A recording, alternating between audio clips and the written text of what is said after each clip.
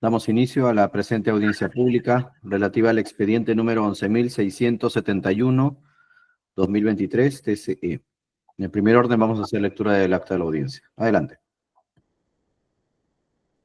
11 de febrero del 2025, audiencia de la primera sala del Tribunal de Contrataciones del Estado, presidida por el señor vocal Víctor Manuel Villanueva Sandoval e integrada por las señoras vocales Marisabel Jauregui Iriarte y Lupe Mariela Merino de la Torre.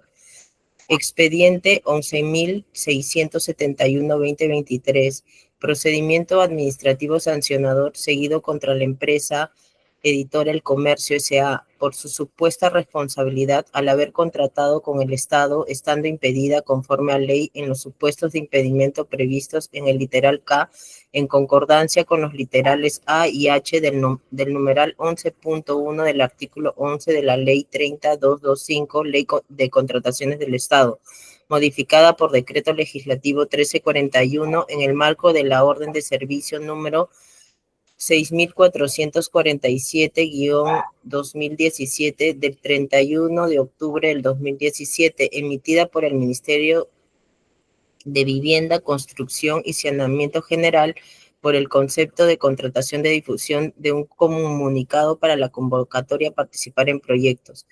Por parte de la empresa denunciada se encuentra el doctor Juan Carlos Morón Urbina, con colegiatura de abogados de Lima 14.827.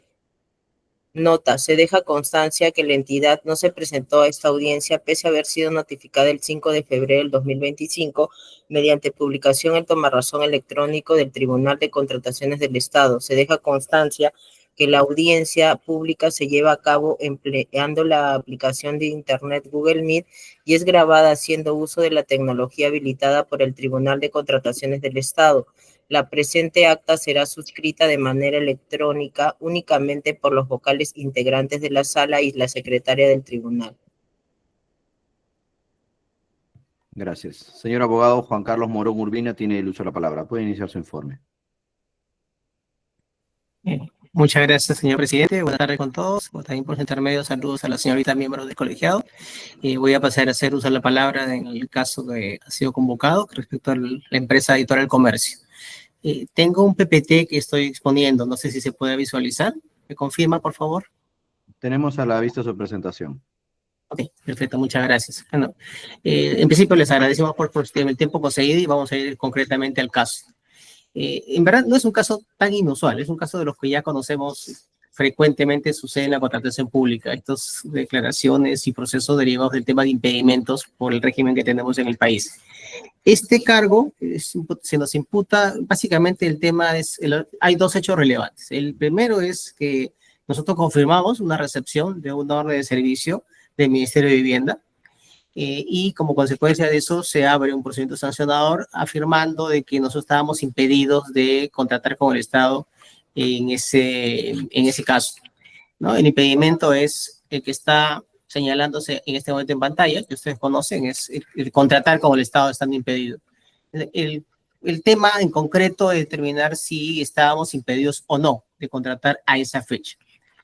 ¿Cuáles son los hechos que son objeto de indagación y que ha sido promovido por el sistema de control? Porque detrás de esto hay un informe de control posterior que ha hecho una serie de indagaciones y ha llegado a la conclusión de que habría un impedimento, ¿no? El impedimento estaría dado por el hecho de que la empresa tenía un apoderado, que es el doctor Gonzalo del Río Labarte, probablemente lo puedan conocer, es un personaje público, un abogado penalista reconocido en el ambiente, que tuvo un poder de la empresa hace muchos años, que poder que dicho ese paso no fue ejecutado y no tiene nada que ver con el Ministerio de Vivienda, no tiene nada que ver con los servicios legales al Estado, es un poder para procesos penales que en su momento se otorgó porque pertenecía a otro estudio. El 25 de agosto del 2017, el suegro de este señor del Río es designado miembro del Tribunal Constitucional, magistrado del Tribunal Constitucional. Nos referimos al profesor Augusto Ferrero Costa, que también probablemente lo conozcan, profesor universitario, conocido en el ambiente académico, que es su suegro. Tampoco tenemos relación alguna con el señor Ferrero y en este momento no se tiene ninguna relación con el señor Gonzalo del Río y tampoco con el Ministerio de Vivienda.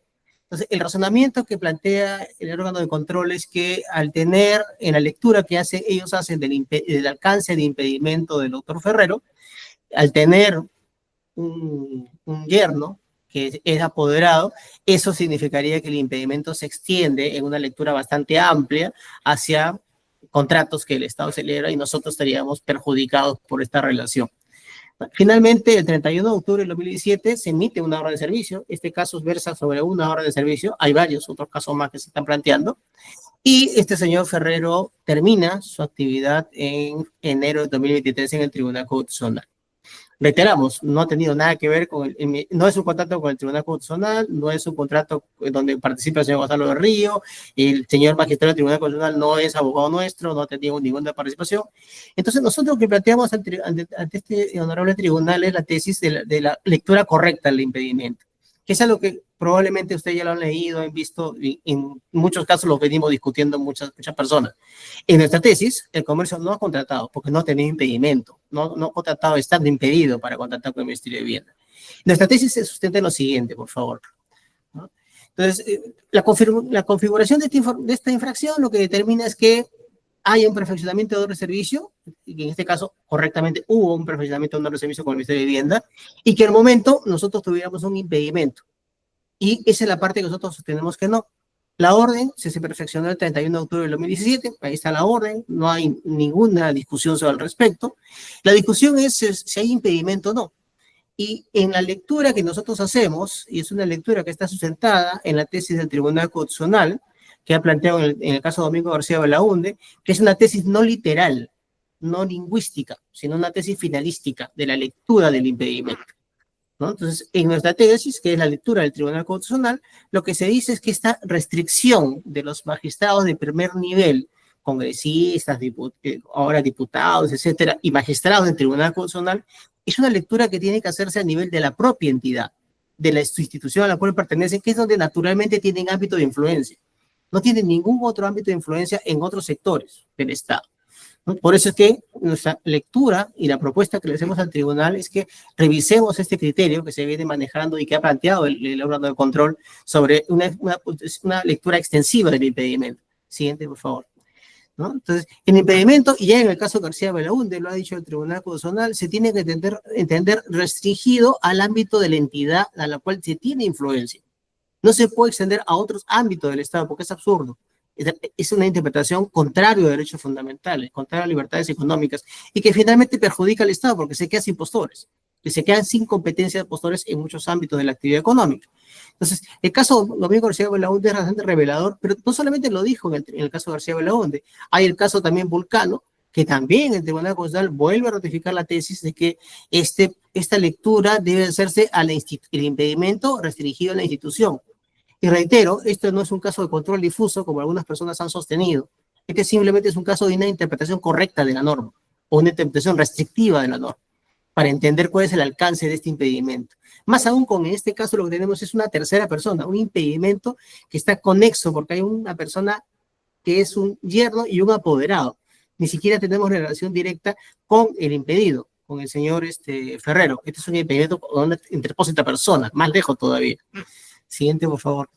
Este caso, en el caso emblemático, el caso de García Belaúnde, lo que dijo el tribunal literalmente es que el impedimento de contratar con el Estado de familiares, tal como se detalla en el fundamento, entenderlo de manera extensiva, es una limitación a la libertad de contratación de cualquier otra empresa, en este caso sería de la nuestra, que seríamos los perjudicados por esta situación. Esto ha sido acogido, ojo, por el propio Tribunal de Contrataciones. Lamentablemente no es una tesis mayoritaria, pero ya el Tribunal de Contrataciones, por lo menos el caso Salvador Aresi, lo acogió y recogió la tesis que esa debería ser la intervención correcta del impedimento del nivel de primer nivel de autoridad. Eso lo dejo en caso de ministro. Igual el Tribunal Constitucional lo ha dicho en el caso de congresistas, ¿no? Lo que tenemos ahora es un caso de un magistrado del Tribunal Constitucional, que es el mismo nivel de impedimento. Siguiente, por favor. ¿No? Entonces, el Tribunal Constitucional también ha dicho que las sentencias del Tribunal Constitucional son vinculantes, todas, no solamente las que son precedentes vinculantes, ¿no? Esa es una lectura también equivocada que se hace diciendo que solamente si fuera precedente vinculante hay que hacerle caso. No es cierto, el Tribunal Constitucional ha dicho que independientemente de que este tribunal fije con carácter precedente algunas reglas, todas sus sentencias son obligatorias para la administración. Entonces, aquí es una interpretación absolutamente clara la que el Tribunal Constitucional ha planteado de cómo entender el alcance de este impedimento, que es la que nosotros invocamos y planteamos a esta sala que la revise y la pueda acoger, porque entendemos que es la única forma razonable de entender un impedimento de esta manera. Siguiente, por favor. Sin perjuicio de lo que venimos hablando, que queremos plantearle, hemos planteado un tema de fondo, y es un tema de fondo, la correcta interpretación de la norma de alcance, queremos hacer presente algo. Este proceso, si hubiera alguna responsabilidad, está absolutamente prescrito. Y no hemos querido empezar esta exposición con este argumento, porque no queremos acogernos a la prescripción solamente, sino que queremos decirles, en el fondo, no hay razón para tener un procedimiento sancionador, va contra el propio sistema. Y en cuanto a la forma, este caso está absolutamente prescrito desde el inicio. Si ustedes se acuerdan, la norma aplicable a esta fecha es la norma que habla de prescripción de los 3 años, de cuando se comete una infracción. ¿Cuándo se habría cometido esta infracción? El contrato se perfeccionó el 31 de octubre del 2017, con la emisión de la orden de servicio 5320. En dicha fecha se inició el cómputo de plazo de prescripción, que es de 3 años. La prescripción operó el 31 de octubre del 2020. Estamos en 2025, 5 años después. Recién, el 29 de noviembre de 2024, se abrió el decreto que notifica el inicio de un sancionador. 4 años extemporáneo, una pretensión de procedimiento sancionador. Esto lo pudo haber advertido el órgano de control cuando había un informe, pero no ha hecho caminar todo el aparato administrativo y tomar tiempo de funcionarios importantes del Estado para un tema que no tiene ni razón de fondo ni de forma. Entonces, creemos que al final queremos cerrar esta exposición simplemente diciéndoles, pidiéndole al tribunal que le revisen este caso con objetividad, marquen una pauta de interpretación, cómo debe interpretarse el impedimento, y en todo caso tienen la prescripción ya operada y concluyen con el archivamiento de este caso porque consideramos que no tiene sentido seguir complicándonos, digamos, la existencia de todos con un caso que no tiene ningún sentido seguir adelante. Muchas gracias. Muy bien. La señora Vocales desea realizar alguna consulta. Doctora Merino. Buenas tardes, señor presidente. No tengo consultas, gracias.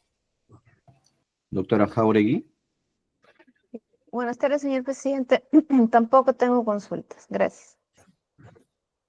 Muy bien. Tampoco tengo consultas. Creo que los temas que van a ser objeto de evaluación en el presente caso están claramente definidos, claramente determinados. Vamos a evaluar la información y los argumentos que también nos ha expuesto doctor Morón, así como también la información que seguramente ha sido remitida al expediente. Le agradecemos por su presencia en esta audiencia y a todos, además, damos por concluida la presente audiencia pública. Muy buenas tardes.